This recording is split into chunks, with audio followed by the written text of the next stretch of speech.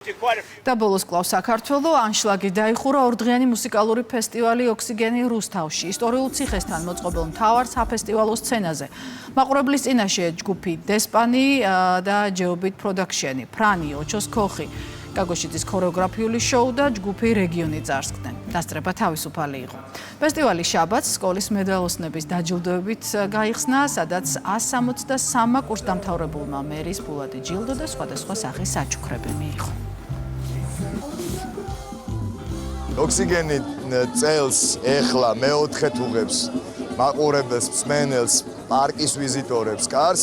ამჯერად დასწრება თავისუფალია და პირველი პრეცედენტია და ალბათ ესე ხშირად არ იქნება, ანუ ეხლა გვაქვს საშუალება რომ ყველამ დავესწროთ იმას, თქვაც რაც მრავალი წლის მანძილზე ხდებოდა. განწყობა არის საუკეთესო, იმიტომ რომ მართლა ისეა, რომ შერჩეულია ყველა ასაკის ადამიანისთვის.